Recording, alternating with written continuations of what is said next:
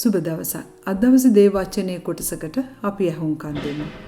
එස්තර් 4 වෙනි පරිච්ඡේදයේ 15-16 පද.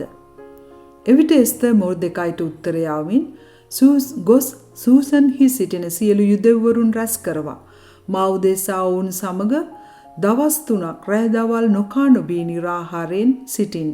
මමත් මාගේ වැඩකාරියොත් එසේම නිරාහාරව ඉන්නෙමු. එවිට නීතියට එකඟ නැති නමුත් මම රජු ළඟට යන්නෙමි. මා නැති වුණොත් නැති වුණා වේ කියා කියන්ට කීවායි. ආමෙන්. තීරණ ගැනීම. අපේ ජීවිතේ අපි හැම දවසකම තීරණ ගන්නවා. බොහොම සුළු තීරණ. ඒ තමයි මම මේ ගමනේ යන්න දෙපාද? එහෙම නැත්නම් මේ ඇඳුම අඳිනවද නැත්ද? අද කන්නේ මොනවාද? මේ වගේ පොඩි පොඩි තීරණ. ඒ වගේම ජීවිතේ අපි වැදගත් තීරණ ගන්න වෙලාවල් තියෙනවා.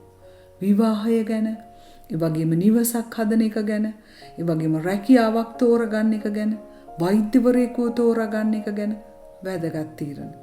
ඒ වගේම තමයි සමහර අපි ඉදිරියේ හිටගන්න අභියෝගවලදී අපිට තේරෙන්නෙම නෑ මොන විදිහේ තීරණයක් ගන්නද කියලා.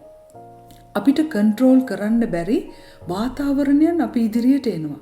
මොනා කරගන්නද කියලා තේරෙන්නේ ආන් ඒ වෙලාවට තමයි අපිට ගොඩක් දැනෙන්නේ මිනිස්සයා සීමා සහිතයි කියලා. අපි හයියේ මොනවාද කරන්න පුළුවන් කියලා අපිට දැනෙන වෙලාවක්. ඒ වගේ වෙලාවෙදී අපි මොනවාද කරන්නේ? අපි මේ වෙලාවේදී තමයි දෙවියන් වහන්සේට ගොඩක් ලං වෙන්නේ. සර්ව බලධාරී දෙවියන් වහන්සේගේ පිහිට ඉල්ලන්නේ. අද දවසේ ඔබත් යම් දෙයක් නිසා තීරණයක් ගන්න බැරුව එක තැන දුක් වෙන වෙලාවක්ද මේ උන්වහන්සේගේ වචනේ අහලා ශක්තිමත් වෙලා හරි තීරණය හරි වෙලාවේදී අරගන්න. අද දවසේ මම ඔබත් එක්ක එස්තර් පොතේ 4 වෙනි පරිච්ඡේදයේ බයිබල් පද කීපයක් බෙදා ගන්නවා. එස්තර් පොත පුරාම දෙවියන් වහන්සේගේ සර්ව බලධාරීත්වයේ තිබුණත් දෙවියන් වහන්සේ කියන වචනේ සඳහන් වෙලා නැහැ. නමුත් උන්වහන්සේගේ මුළු ක්‍රියාකාරීත්වය මේ පොත පුරාම දිවෙනවා. එස්තර් කියන්නේ කවුද? ඒ තමයි වහල් තරුණියක්.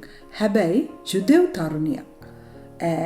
රටවල් 127ක රජ කෙනෙක්ගේ අහශ්වේරොස් රජුරුවන්ගේ බිසව වෙලා හිටියා.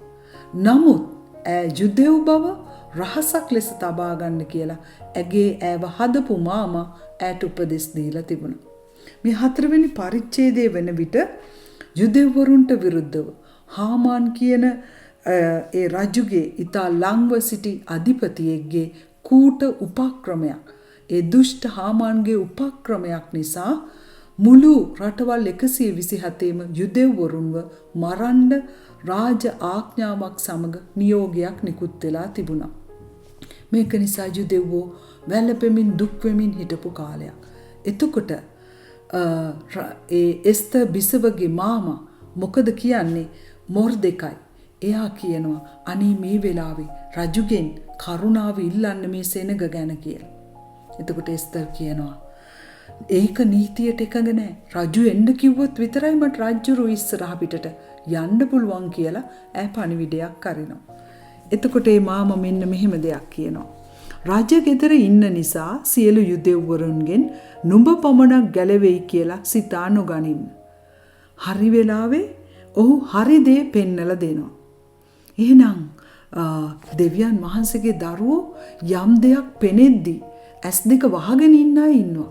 ඒ වගේම හරි දේ කතා කරන අයත් ඉන්නවා. ඒ වගේම කියනවා නුඹ නිශ්ශබ්දව හිටියොත් වෙන තැනකින් යුදෙව්වරුන්ට නිදහසක් ගැලවීමත් පැමිණෙනවා ඇත. එහෙනම් ඔව් මෙච්චර විශ්වාසයෙන් කියන්නේ කොහොමද?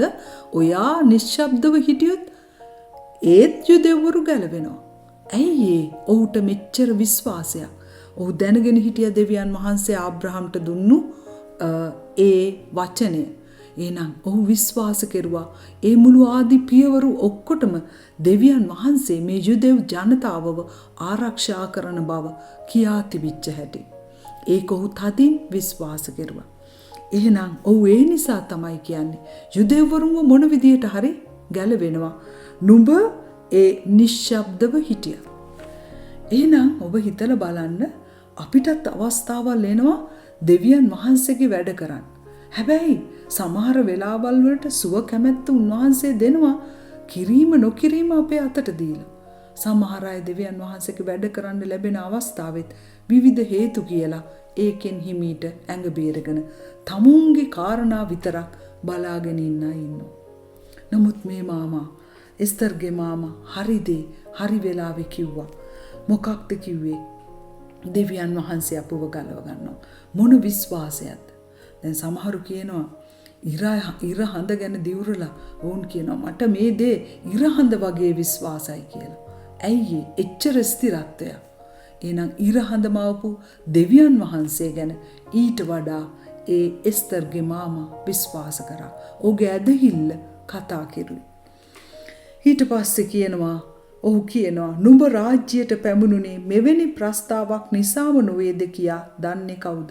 එහෙනම් ඔයාව මෙතන දෙවියන් වහන්සේ තිබ්බේ මේ වගේ කාලයක් එන බව වෙන්න ඇති ඒ නිසාම කියලා කොහොමද දන්නේ කියලා.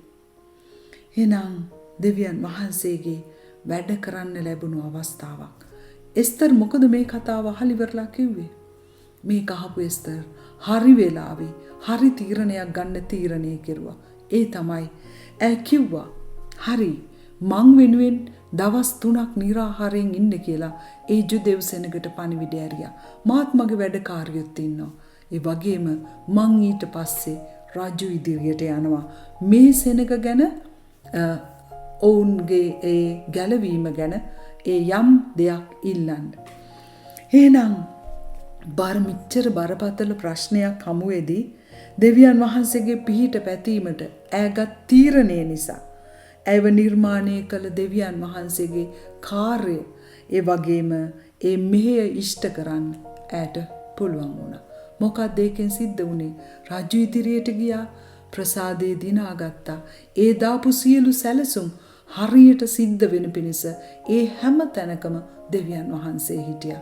හරියට මේ සිද්ධිය සම්පූර්ණයෙන්ම යූටර්න් ගැහුවා වගේ මේ මැරෙන්න හිටපු සියලු සෙනග මේ යාඥාවත් මේ තීරණත් හමුවේදී සම්පූර්ණයෙන් ගැලවිලා ආශිර්වාද ලබන සෙනගක් බවට පත් වුණා. එන රටවල් 127ම සෙනගව බේරගත්තා. ඒ නිසා ඒ වගේම අද දවසේ අපේ ජීවිතේ එකම ආදර්ශය විදියට අපි හැම තිස්සෙම සලකන්නේ කාවද? යේසුස් ක්‍රිස්තුස් වහන්සේ. උන්වහන්සේ ජීවිතේ ඊටම බරපතල අවස්ථාවල තීරණ ගත්තේ කොහොමද? යාඥාවෙන්. ඒක කියන්නේ කොහොමද? ප්‍රසිද්ධ ජීවිතේ පටන් ගන්න කලින් නිරාහාරයෙන් යාඥාවෙන් හිටියා. ගෝලිය තෝරගන්න ඉස්සරින් යාඥා කරා. දේ වචනේ පුරාම තියෙනවා. ඒ වගේම කුර්සියට යන්නට මත්තෙන් ගෙත්සෙමනේදී මෙච්චර පීඩාකාරී අවස්ථාවක උන්වහන්සේ යාඥාවෙන් සියලු තීරණ ගත්තා. ඒ නිසා ඒ හැම කෙනෙකුටම යම් ඒ තීරණයක් තුල යාඥාවෙන් ගත්ත තීරණයක් තුල ඒ ආශිර්වාදය නිදහස්කම ඒ ආව මිෂන් එක සම්පූර්ණ කරන්න පුළුවන් වුණා. අද දවසේ ඔබ හිතලා බලන්න බොහෝ අය තමුන්ගේ ආශාවන් මත තීරණ ගන්නවා. ජීවිතේ වරද්දගෙන දුක් විඳිනවා. නමුත් ඔබ යාඥාවෙන් දේව මඟ පෙන්වීම තුළ තීරණ ගන්න කෙනෙක් නම් මෙන්න මේ දේ මතක තියාගන්න. යෙසායා 30:21 කියනවා නුඹලා දකුණට හැරෙන විටද නුඹලා වමට හැරෙන විටද මාර්ගයේ මේය මේ හැසිරියල්ලා යයි නුඹට පස්සෙන් කියන හඬක් නුඹේ කන් වලට ඇසෙන්ට යෙදෙනවා ඇත.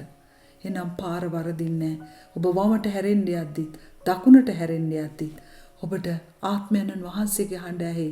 ඔබ අනිරාහාරයෙන් ඔබ යාඥාවෙන් තීරණ ගන්නවද මේක පාර මෙන්න මේ තීරණය ගන්න කියලා උන්වහන්සේම ඔබට කතා කරයි. මන්ද උන්වහන්සේ සර්ව බලධාරී දෙවියන් වහන්සේ ඔබට බැරි දේ උන්වහන්සේට කර හැකි.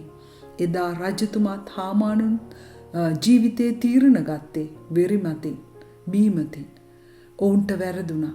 නමුත් එස්තර් යාඥාවෙන් තීරණ අරගෙන ඈත් ඒ වගේම එදා ජුදෙව් සෙනගත් ගැලවීම ලැබුවා. අද දවසේ ඔබත් ඔබේ තීරණ යාඥාවෙන් අරන් ජීවිතේ ආශිර්වාදේ භුක්ති විඳින්න. ඔබට ජේසුස් පිටයි.